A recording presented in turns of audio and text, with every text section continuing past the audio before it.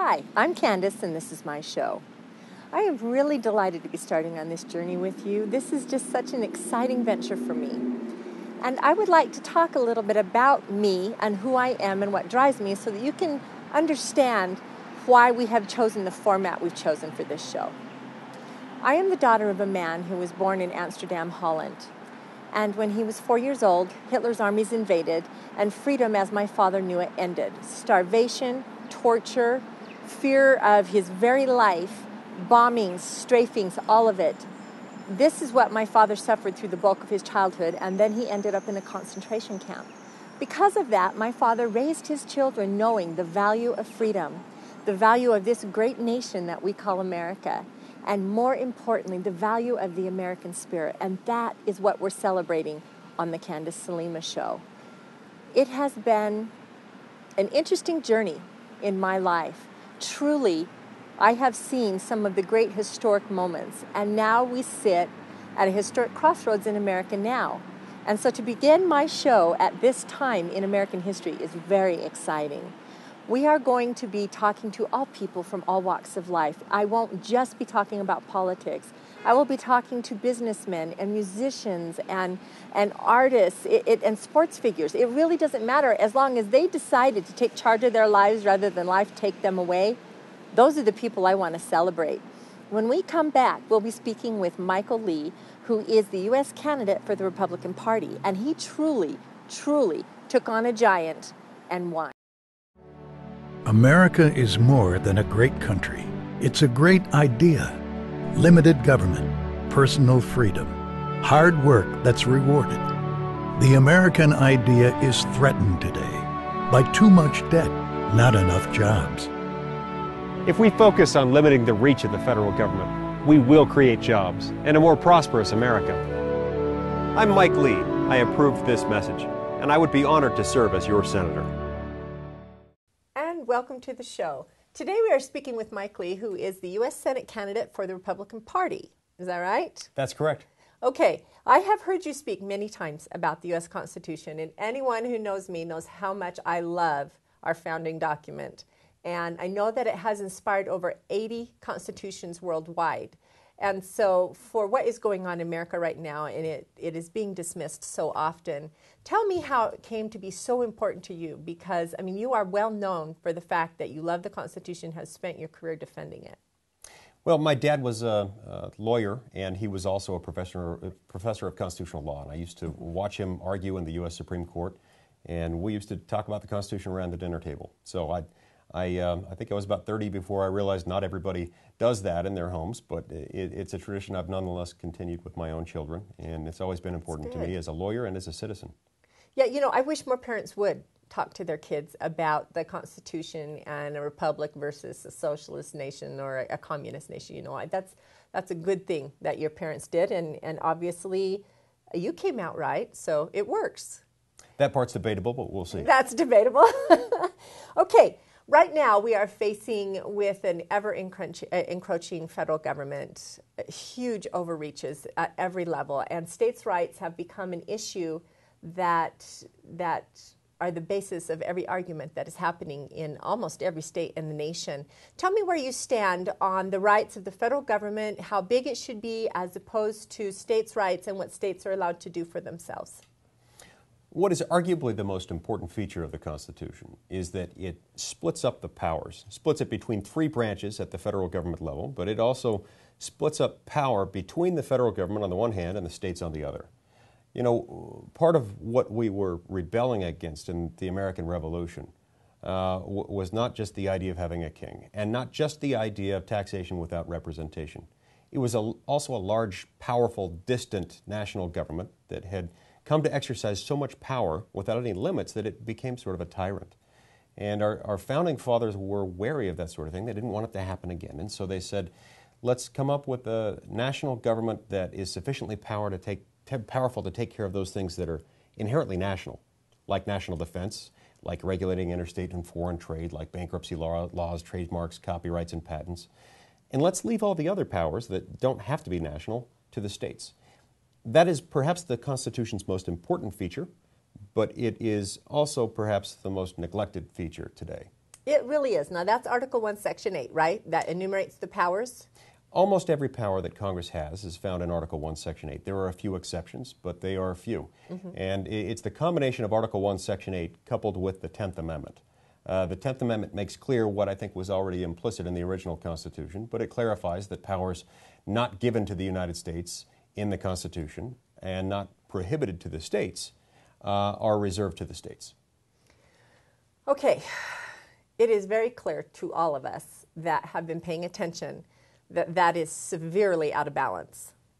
So you have campaigned with the message that you will go back to Washington, D.C. and start setting things straight again. And you're going to work with Jim DeMint and what's the other gentleman's name that's in?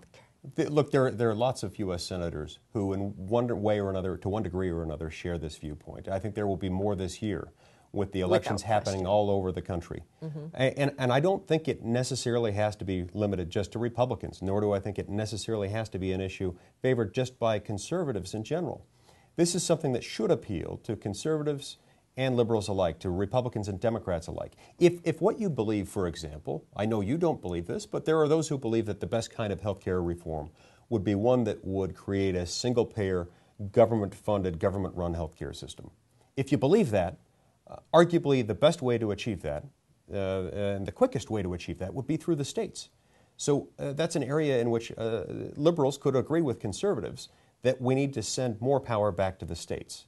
There are arguably just as many liberals that are unhappy with Obamacare as there are conservatives, because they believe that it didn't go far enough, fast enough. Right. And so there is room for agreement here. There is room for reaching across the aisle. The important thing is that we identify these very real limits on federal power that we have never recognized to the degree that we should have in the last few decades. I very much like that. I think everyone would that has been fighting this battle. We are going to break for a commercial, and then we will be right back, and we will be discussing with Mike Lee about immigration and this new, what I'm calling Stimulus 2. We'll be right back. America is more than a great country. It's a great idea. Limited government, personal freedom, hard work that's rewarded. The American idea is threatened today by too much debt, not enough jobs. If we focus on limiting the reach of the federal government, we will create jobs and a more prosperous America. I'm Mike Lee. I approve this message, and I would be honored to serve as your senator. And we are back with Mike Lee. Mike, let's talk about states' rights, if you don't mind. Sure. That's a big issue in the United States right now with the encroaching federal government and with the immigration issue. What is the difference with the naturalization clause in the Constitution, and the federal government is supposed to be handling immigration and naturalization, as opposed to the states handling it the way they are now because the federal government hasn't done their job? Well, this is a great example, Candace, of what happens when the federal government doesn't do its job, because it's so busy trying to take over the auto manufacturing industry, the healthcare industry, the banking industry, and so many other things, that it hasn't bothered to be as effective as it needs to be in one of the few areas where it actually has responsibility delegated by the Constitution. Clause 4 of Article 1, Section 8 of the Constitution gives Congress that power to take care of our borders, immigration, naturalization laws, and so forth. It has not been overseeing the aggressive enforcement of the border or of our laws in that area. And consequently, states like Arizona have suffered. They've suffered tremendously. And they've suffered because their healthcare system, their school system, their criminal justice system has been overwhelmed by an influx of immigrants who have come in the wrong door. They've come in the back door instead of the front door. We are a nation of immigrants. You and I both descend from immigrants. Most Americans are either immigrants themselves or they descend from immigrants. We want the nation to continue to be a nation of immigrants that welcomes them. And for that very reason, we want those who come in to come through the front door rather than the back door, so that they can have all the benefits of being either citizens or people who are here under a lawful visa, some sort of lawful status. We don't want them to come through the wrong way and have their first act inside the United States be one that is in violation of the law. So Arizona took matters into its own hands. It looked at the fact that although Congress has power in this area, there is nothing in the Constitution telling a state that it can't take additional action, saying that in addition to being in violation of federal law, to be in the state of Arizona in violation of U.S. immigration laws, it's also a violation of Arizona state law. There is no reason why they can't do that. There are some powers that are affirmatively prohibited to the states by Article 1, Section 10 of the Constitution. This isn't one of those things. There are instances where a state might enact corresponding legislation to a federal statute that is so incompatible and inconsistent with that federal statute that it has to be deemed preempted and null and void. This isn't one of those instances because this legislation is entirely consistent and compatible with its federal counterpart.